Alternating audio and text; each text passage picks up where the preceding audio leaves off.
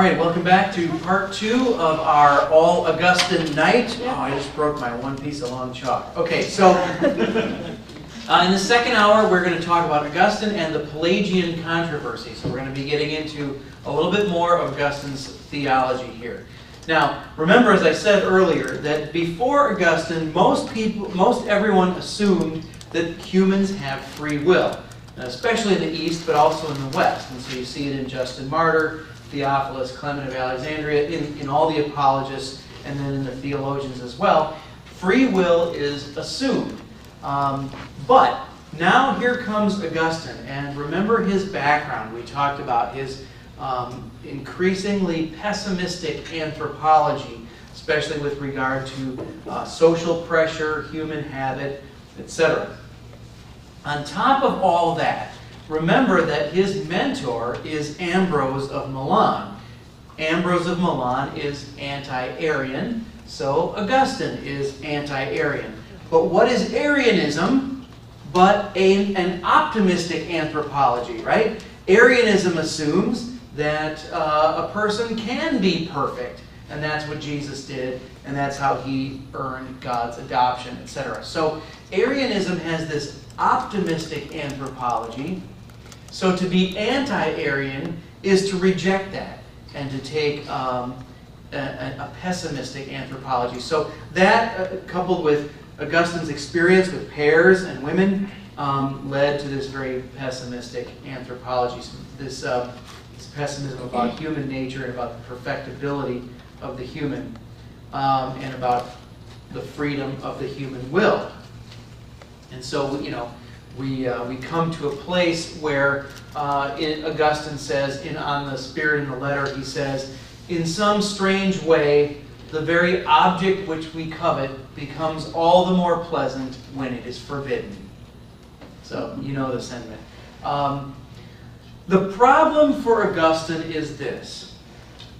Sin is not simply behavior. Sin is a disease with which all humans are infected. And the symptom of the disease is the loss of free will. Humans are enslaved to our compulsions, and we are really only free to sin. We persevere, if we persevere, only because of God's grace. Therefore, if we are to be saved, it must be all by God's doing. And so Augustine wrote in his Confessions, speaking to God, he said, "Grant what you command what you will." In other words, tell me what to do, Lord, and I'll do it as long as you give me the power to do it. Now, along comes Pelagius. Pelagius is a British monk who came to Rome. And in fact, Pelagius was coming to Rome just about the time that Augustine was leaving Rome to go to Milan. They never really met there. But when Augustine went back to North Africa, Pelagius was still in Rome. And there he read Augustine, where Augustine says, "Grant what you command what you will." This would be in about the year 405. Now, Pelagius read that and immediately disagreed with it, in the sense that he thought it undermined moral responsibility and taught a kind of cheap grace. As if Augustine was saying, I'll do whatever you want me to do, Lord, as long as you give me the power to do it, as though that sort of implies, but if I don't do it, it must mean you didn't give me the power to do it, therefore if I don't do your will, it's really your fault, God, right? That's kind of how Pelagius read this, right? And so you can sort of extrapolate from that almost a freedom from all moral responsibility, as if evil is on God somehow. And so Pelagius thought that Augustine's idea of election sounded too much like the fatalism of the Manichees. That there's almost like Augustine's idea of predestination sounded too much like astrology. Like, well, the stars have determined your fate, and it is what it is. And so for Pelagius to say these things runs the risk of letting people off the hook and having people throw up their hands and say, well, why be good then? Why even try to be good if we can't? And Pelagius himself believed in the very real possibility of human perfection. And he would later write, he'd write this. This is Pelagius. He said, since perfection is possible, it is obligatory. In other words, since it's possible to be perfect, God expects you to be perfect. Now remember, Pelagius is a monk. And the lifestyle of the monk is asceticism. It's based on personal discipline.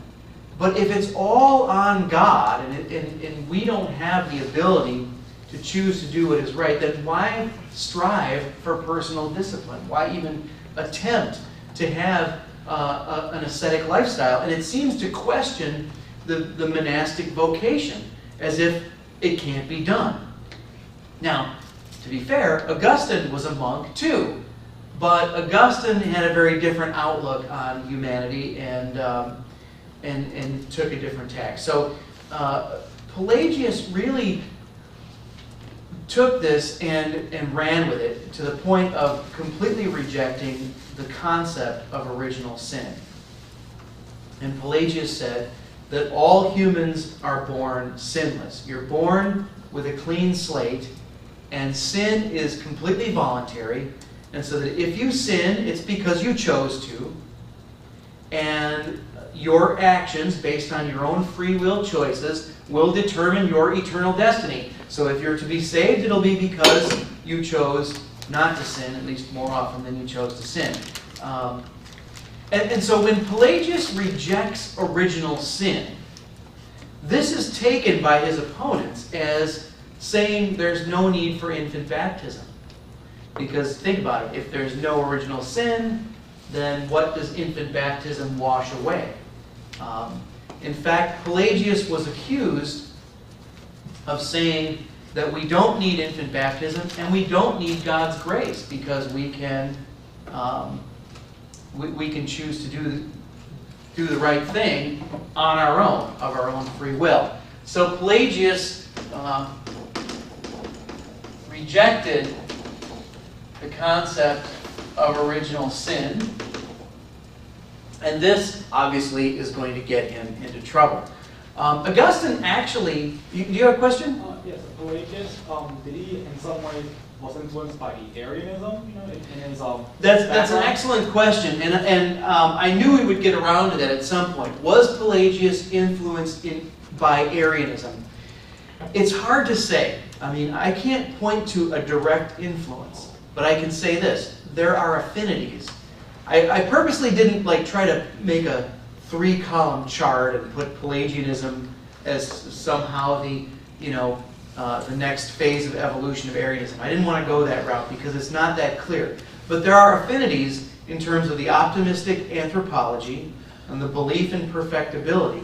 And we know that Pelagianism will catch on in some of the same areas that were open to Arianism in the West. Because he's a British monk. So, you said that before, that Arianism really spread across the pagans on the northern frontiers. So yeah. I thought maybe in some way it might have reached his island. Yeah, although, we cannot say Pelagius is an Arian, because there are other aspects of Arianism that he wouldn't accept. But there are definitely affinities here. So if you want to see a connection, that's okay. What does Pelagius do with Psalms 51:5? For I was born a sinner, yes, from the mother. I'm not sure. That's a good question, but I'm not sure if we have. We don't have much from his own pen, and I don't think we have anything where he deals with that, passage specifically. So I'm not sure. All right. So Augustine actually starts writing anti-Pelagian documents before he's ever read anything by Pelagius. Right? He's only heard, and he's reacting also against another writer named Caelestius, who was actually an influence on Pelagius. Caelestius also had denied original sin and had denied the need for infant baptism. So basically the idea here is if there's no original sin, then babies, when they're born, are in the same state as Adam and Eve before the fall. There's no sin to be cleansed of. And this actually led Caelestius to question the role of the cross in the atonement, and to go that far. And so Pelagius is kind of based on that. And Augustine's earliest anti-Pelagian writings are really against what he's heard from Caelestius. But at any rate, eventually Augustine read Pelagius' commentary on Romans. Now the commentary on Romans was written in 413, and that's the one where he says, since perfection is possible, it is obligatory. And Augustine responded with a document called On the Spirit and the Letter. And here it's interesting because in that Augustine actually admits, he's conscious of the fact that he is using Paul's arguments against the Judaizers against Pelagius. So there again is your affinity with Arianism, right? Because Paul is speaking out against the earliest version of adoptionism, if we can say that. And Augustine finds those same arguments helpful against the Pelagians. And so the Pelagians in this document are called the opponents of the grace of God, because again, it's thought that if we don't need infant baptism, then we don't need God's grace. If there's no original sin, then what is grace for? Yeah, question. So how does the fall, if they will admit to a fall, then fit into this idea of sin then?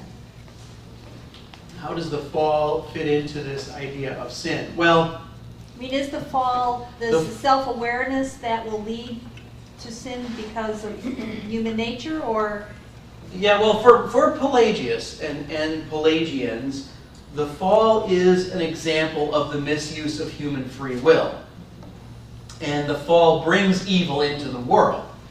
But sin is not transmitted down through the generations for them. It's a different view of anthropology again. So every baby is born with a clean slate. And then if you sin, you are following in the footsteps of Adam, but it's not that Adam's sin is held against you, just your own. So that's kind of how they would look at it, yeah. Now, early on, Augustine seems to want to say that humans have some kind of free will. He seems reluctant in his early writings to completely abandon the idea of free will. He says it's theoretically possible for a person to be perfect, but no one ever has.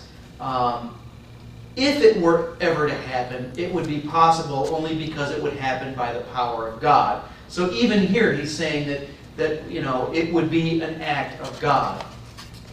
But he's admitting that since the human will is created by God, it must have the potential for good. God doesn't create evil, so God can't create or wouldn't create an evil human will. So because the human will is created by God, it must be good initially. So here's where he says the human has the ability to choose what is good, but not the ability to do it. And so Augustine sort of makes this distinction between willing or wanting to do the good, but not being able to actually do it.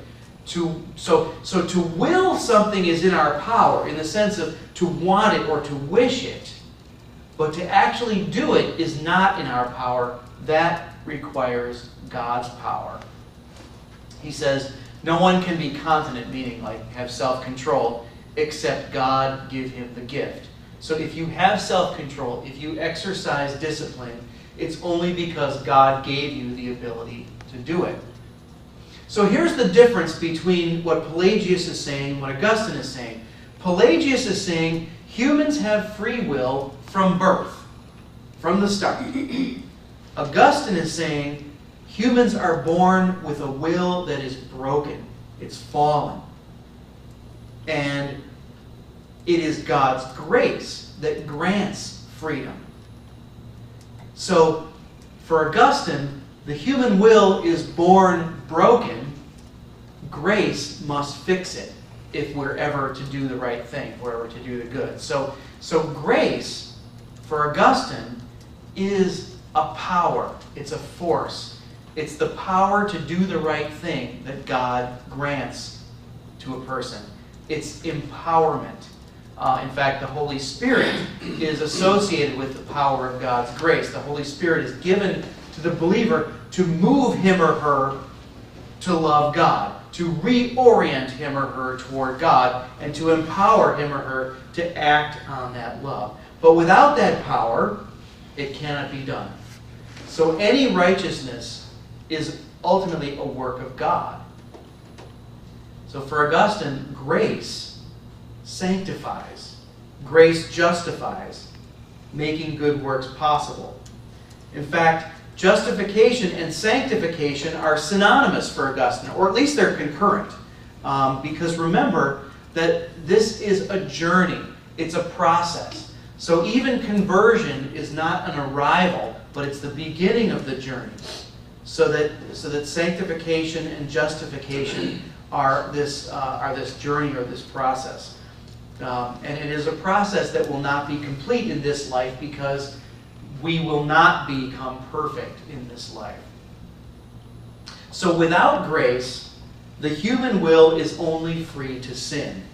It is grace that frees the will. Again, notice the difference. For Pelagius, you're born with free will.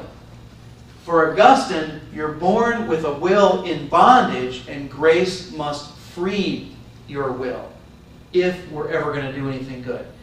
So grace is God acting on the human spirit, the rational soul, in order that it may believe and do what is right. For Augustine, believing seems to be synonymous with accepting that grace, right? And so one believes and receives grace. And even the act of accepting the grace, which would seem like that's an act of free will, even that is an act of God. It is even God who gives the elect the ability to accept grace. So the will is only free to believe by the persuasion of God. Now, I know that begs the question, why then do some believe and others do not? If, in fact, believing itself is something that God has to give you the power to do. Well, Augustine says it's a mystery. It's a mystery why some believe and others do not, but it has something to do with God's election. And for Augustine, foreknowledge, predestination, election, these are all basically the same thing. And Augustine will acknowledge that God wants everyone to be saved, but he says that God does not call everyone to be saved. So not all are among the elect. Because you can imagine the Pelagians are going to say, hey, Augustine, how about that Bible passage that says God does not wish for any to perish, right? So he's got an answer for that. And the answer, again, separates the wanting from the doing. God wants everyone to be saved. The Bible tells us that. But not all are saved in the end because God does not call everyone to be saved.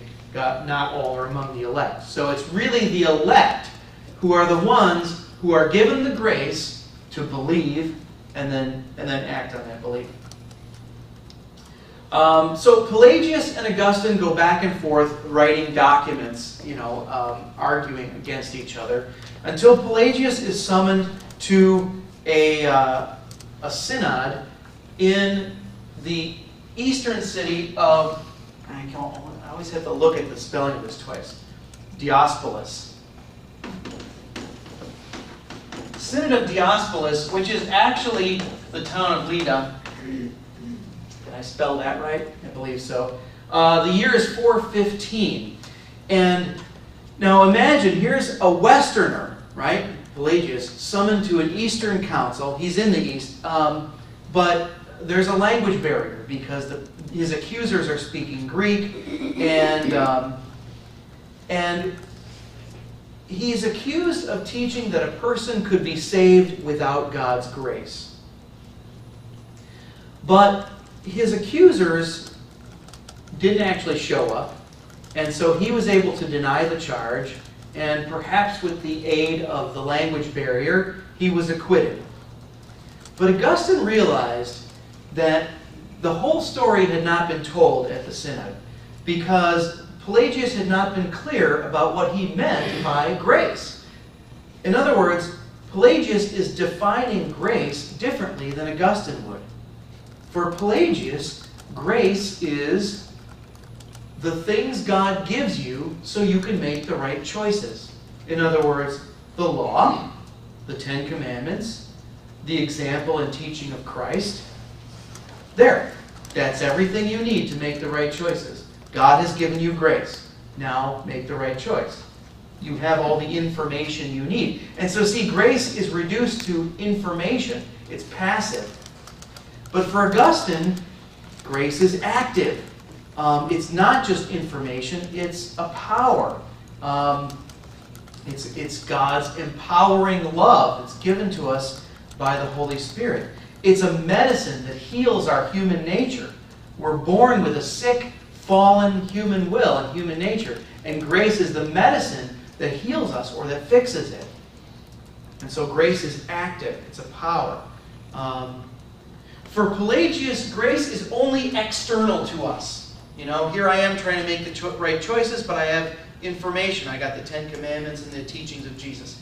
For Augustine, though, grace is not only external to us, but it's internal too. It works on you from the inside, working to restore the image of God in you. And so notice the very different understandings of grace here. For Pelagius, grace is information. It's external only, and it's passive. Whereas the human will is active for Pelagius. But for Augustine, grace is active, and the human will is passive. Make sense? So, two very different ways of looking at grace. All right, well, yeah, question there? He was charged with what, though? He was charged with teaching that a person could be saved without God's grace. And so, thank you for making me say that again, because let's say that again now that we've defined the two different ways of looking at grace. Because Pelagius is charged with having taught that a person could be saved without grace. And Pelagius says, no, I never said that. I think a person absolutely needs God's grace.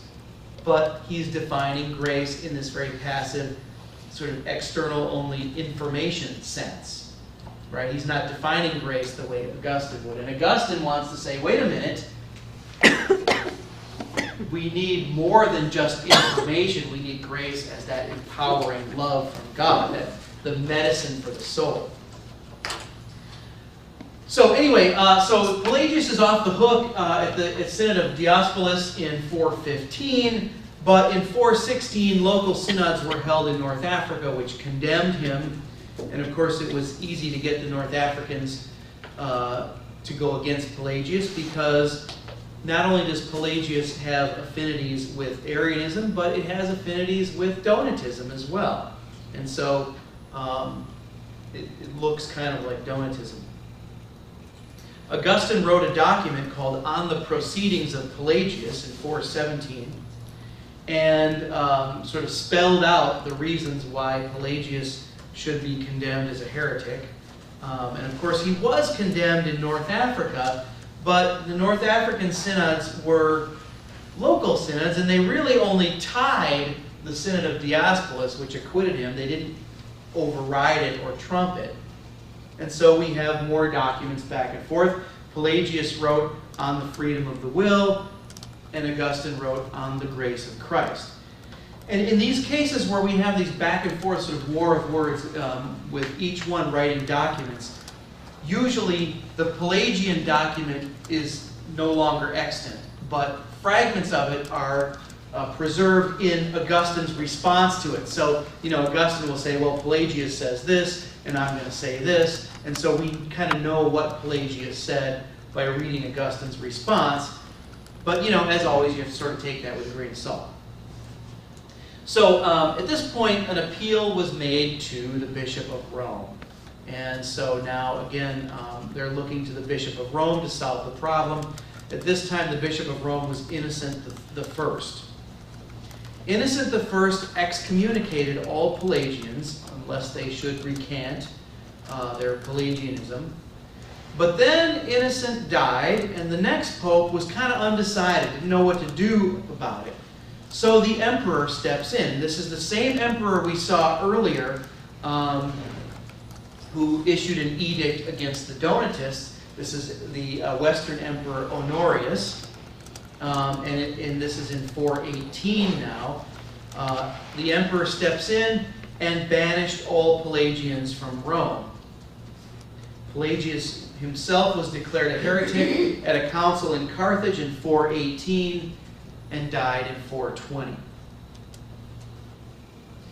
Yes, question? So, Innocent the First excommunicated all Pelagians? Yes. Okay.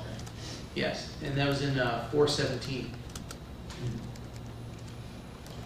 Now, Pelagius dies, but the baton was picked up by a guy named Julian. Julian of Eclanum. I don't know if you can see that, but it's Eclanum. Julian of Eclanum was a follower of Pelagius, another Pelagian, sort of led the followers of Pelagius. He wrote a document against Augustine. Augustine wrote a document called Against Julian, back and forth. Like Pelagius, Julian was accusing Augustine of being too influenced by the Manichees and too influenced by his youth, and accusing Augustine of being unable to see sexuality as anything other than dirty and sinful. Because again, you know, the question is how does sin become attributed to the person? If you're Pelagius and his followers, you are responsible for the sin you commit. But if you're Augustine, you're also responsible for original sin, and that comes through sexuality. Now, question. I'm sorry. That's right. You said Julian, he accused Augustine of what now? He accused Augustine of being too influenced by his youth to be able to see sexuality as anything other than sinful. Okay. Right? Because remember, Augustine's own history includes, his own disappointment with himself over his inability to exercise self-control over his sexuality. Now, eventually, when he moved to North Africa, he was able to live as a celibate person, but it was an all or nothing proposition for him. Bottom line is this, though. Julian is basically saying the same thing that Pelagius had before him, and that is that if there is no free will, then there is no moral responsibility, and there's no need to even try to be good. If you're saying that the human will is not free, then you are ultimately relieving every human of the responsibility for his or her actions. Because every person can simply say, well, I guess doing the right thing is not my charism. It's not something I've been given the power to do by God, right? But at this point, it was pretty much a done deal. Pelagius and Julian were condemned at the Council of Ephesus in 431. Now, we haven't talked about the Council of Ephesus yet. We will next week. But the Council of Ephesus is the third ecumenical council. It was held in the year 431 in the city of Ephesus. And because it was believed that they taught that infants did not need baptism, they were condemned as heretics. Now, you'll notice that there are some unused squares on the board here. So we need to talk about two intermediate positions that are both, I think, attempts at finding a middle way between Augustine's all grace and Pelagius's all will. Because remember, for Augustine, grace is active, but the human will is passive. And for Pelagius, there's no room on that side, but for Pelagius and his followers, it's the opposite. It's the human will that's active, But grace is passive. Grace is reduced to just all the information you need to know to make the right choices, right? So what we have here are a couple of intermediate positions that, as I said, I think are an attempt at finding a middle way. And I'm going to start with, let's see here. I'm going to start with John Cassian, who represents a position that we call the semi-Pelagian position. And ultimately what that means is he's not quite as Pelagian as Pelagius, right? Now, John Cassian's dates are 360 to 435. And I'll tell you right now that he is not considered a heretic. In fact, John Cassian was asked to write an important document on the Incarnation by the Bishop of Rome, and he wrote some other things that are considered orthodox. So he's not considered a heretic, but he doesn't quite get it, almost but not quite. All right. Basically, Cassian was also a monk. He spent some time in a monastery in Bethlehem, spent some time in Egypt, learning from the desert monks, and brought that kind of monasticism back to Gaul and started monasteries there. And Cassian understood Augustine's definition of grace. And he agreed with Augustine that a person needs grace, that grace is a power that people need. And yet he disagreed with Augustine on the idea of grace being irresistible. In other words, he believed that we have the free will to reject God's grace. That's how we explain why some people are ultimately saved and others are not, is because God's grace comes to all, but some people reject it. So for him, grace is resistible. Is that an I-B-L-E or an A-B-L-E? I can never remember that. It doesn't matter. You can resist it. And in fact, what he said is that the grace of God and the human will cooperate in the relationship between the person and God. So, grace and will cooperate, but he left open the possibility that the human will can take the initiative in the relationship with God. The human will might move first, even without God's grace. And this is why his way of looking at it will be rejected. The human will might move first, which then basically means that it is God's grace cooperating with the human will. It sort of makes the human will primary. So you see what's happening here. A little bit too much free will for the mainstream church here. Again, he's not a heretic, though. Just this is not the position that will come to be accepted. Now, you might have seen this coming, especially if you got the handout in front of you, but this position is what we call the semi-Augustinian position. Not quite as Augustinian as Augustine, but a little bit more Augustinian than the semi-Pelagians or the Pelagians, right? So this position is characterized, I guess, by a bishop, Caesarius of Arles. He's bishop of that same town where the Council, the Synod of Arles was held. But his dates are 470 to 542 or 543. And you can see how we're kind of jumping ahead, right? But I'm fast forwarding to show you where this all comes out. Now, basically, the semi-Augustinian position accepts everything that Augustine had to offer except the idea of predestination. In other words, grace is still irresistible in this in this understanding.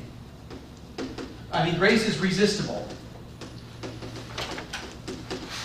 You can resist grace. And what we have here is a cooperation of grace and will. Stop thinking of the TV show. I know what's going on here. So you're saying to yourself, wait a minute, that looks exactly like the semi-Pelagian position. What's the difference? The difference is this. With the semi-Augustinian position, the human will cannot take the initiative. Grace must always take the initiative. And so it's the human will cooperating with grace. Grace must move first, or it's not going to happen. In fact, if you want to think it in terms of a prevenient grace, you'd be right on. Grace must move first. And of course, that's Augustine's understanding of grace as well. But what makes it different from Augustine is that you can resist grace. So grace might come to you and you might shun it. You might resist it. But the idea here is that grace is offered to all, and there is enough free will that allows us to accept it or reject it. See, the problem with Augustine's concept of election is that it ultimately leads to a limited atonement. And this is what I mean. If you assume that election is what determines who is saved and who is not, that begs the question, well then, is the cross somehow ineffective for those who are not among the elect? And the only answer to that question that doesn't leave the cross lacking is to say that, well, Jesus ultimately didn't die for those who are not the elect. That's a limited atonement. The atonement is limited only to the elect. So if you start with this, with a true Augustinian election, you necessarily end up with a doctrine of limited atonement that says Jesus only died for the elect. And so these guys don't want to say that. They want to say, no, Christ died for all, grace is offered to all, but we have enough free will that allows us to either accept or reject grace. So grace is resistible, but for the semi-Augustinian position, grace must move first. And the human will may choose to cooperate with that grace. Now, in the year 529, so 99 years after Augustine's death, in 529, the Council of Orange, spell it like the fruit and you'll get it right, the Council of Orange, or the color, in the year 529. Now, actually, to just, in the interest of full disclosure, Caesarius of Arles was the chair of that council.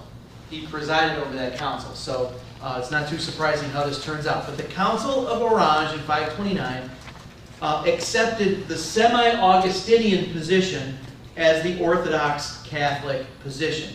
And if you take this away, as these guys are sort of, off the table, it does become the middle way between, what you've got, between your options here. So it accepts what position? The semi-Augustinian, so this one. This is going to be Catholic Orthodoxy. What that means is that the Church accepted the Augustinian view of the sacraments. It accepted an Augustinian view of original sin.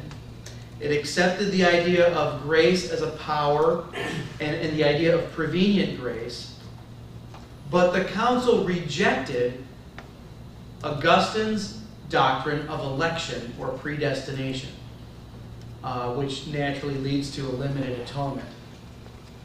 So we still have original sin, but we also still have a little bit of free will in there too, because the will chooses to accept or reject God's grace.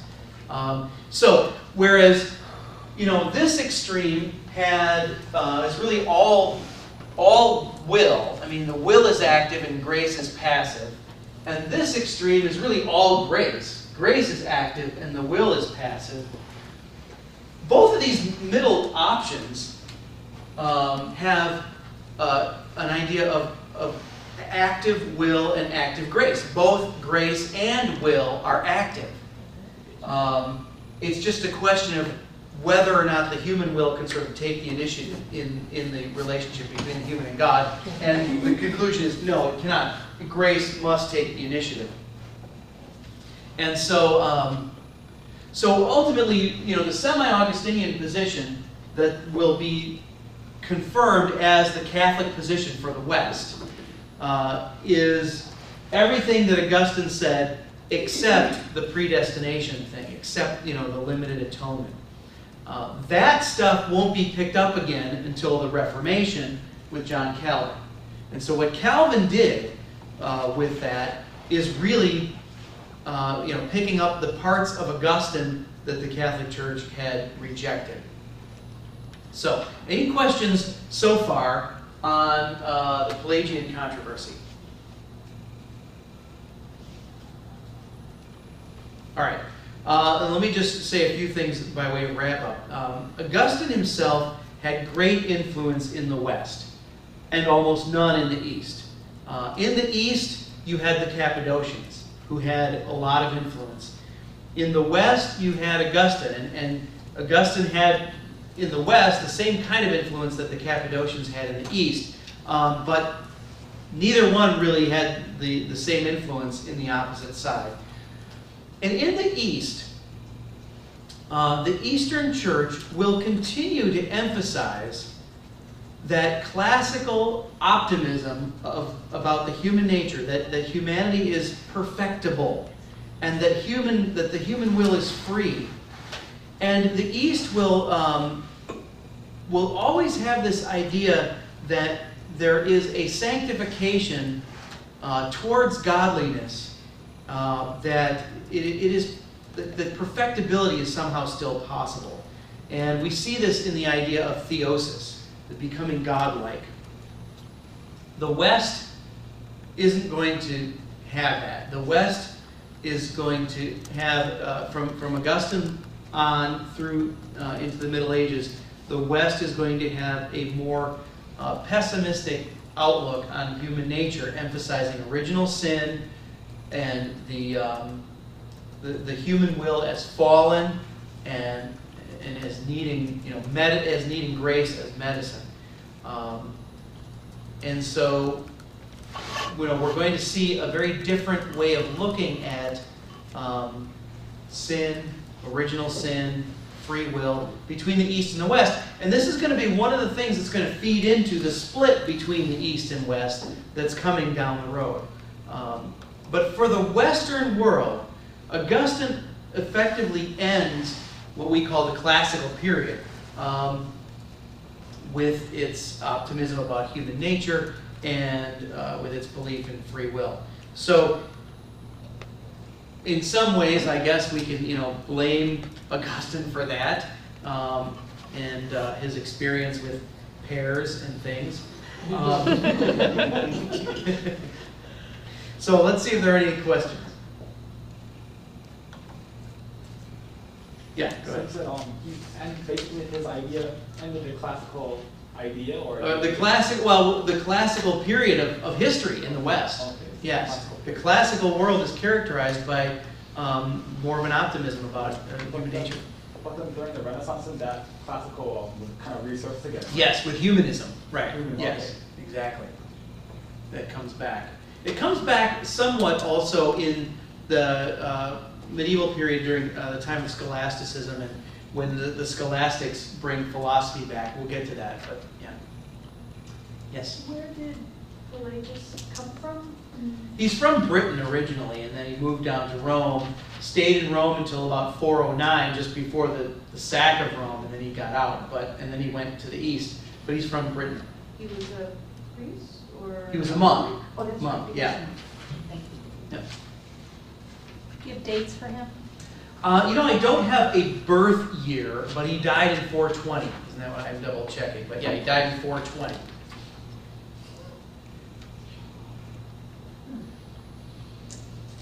Anything else? Yes. Can you just repeat that last? It was something you had said earlier. The Catholic, they took the position for the on the west side for the church to accept the views of sacraments, Augustine's views on the sacraments, and what else did you say? And they accepted his view on original sin. On original sin. Yeah. But So they rejected Augustine's view about just the elect, right? Yeah, it Okay. rejected his view, his doctrine of election, which, you know, is predestination. And, you know, you may hear talk about a single predestination versus a double predestination. And if people talk like that, what they're saying is that a single predestination would be that God would choose those who are to be saved, and a double predestination would be God would choose those who are to be saved and those who are not to be saved. But I don't see the difference. I mean, if you're going to choose those who are to be saved and leave the rest not saved, to me, there's no such thing as a single election or a single predestination. It's double or nothing is what it is. So, although, you know, Augustine doesn't talk about it like that, that comes back around in the Reformation. So that's what the church rejected, was this idea of election as predestination, along with its limited atonement. So there's no middle way like the Gnostics have with the soulish? With a sort of half salvation, no, Yeah. there isn't. Although that does come up a little bit in the debate with Pelagius over what happens to unbaptized babies who die before they get baptized. And I believe it was Pelagius who actually promoted the idea of limbo as a possible place in between heaven and hell where the unbaptized might go. Augustine wanted to talk about a milder form of damnation for the babies who. So yeah, in that sense, maybe there's some place in between, but you know the church would eventually accept some kind of idea of limbo, but more recently has rejected it. So so that didn't take hold long term, but yeah. Yes. Mentioned infant baptism a couple times Mhm. tonight. Could you refresh my memory, maybe I missed it, but kind of when that shift was made to infant baptism away from adult baptism? I know that you said early on that adults were Right. all Yeah. that I were mean, there to be baptized, but I mean, there had to be more of a theological shift then? well, there really isn't a theological shift. I mean, the shift there. In fact, I would say there really isn't a shift. It's in the first generation of the church when there are, you know, mostly adults who are making a choice to be Christian. They're the ones who are getting baptized. But you know, even already in the New Testament, you see at least one example of a household baptism, right? And so we assume that that's how it worked. That whole households were baptized, and that eventually, and again, this is one of those things where you can't put a date on this because it would have happened at different times at different places. But eventually, everyone's going to get around to baptizing infants as they're born into the church, as baptism becomes the Christian version of circumcision. So that, you know, if you're circumcision on the 8th day as entrance into the family of the covenant, with the church, it's going to be a similar kind of thing. And especially when you have in the West a doctrine of original sin, then it becomes imperative to baptize an infant, right? So it's happening There's from never kind of very. an intentional theological statement that this is how we will. No, I can't think of anyone who worries about that, and wouldn't be able to pinpoint a time when that happened. It seems to be there from the beginning, yeah. So the first generation of the adult baptism was more like the initiation stage, right? Into Yeah. the morality aspect of Christianity, and also the sanctification of that person's soul, right? Yeah, but I mean, you always have adult baptisms because you always have converts coming into the church from paganism or wherever, and so you'll always have adult baptisms, and you'll always have catechesis for adults. Like Perpetua's class, they all get arrested together,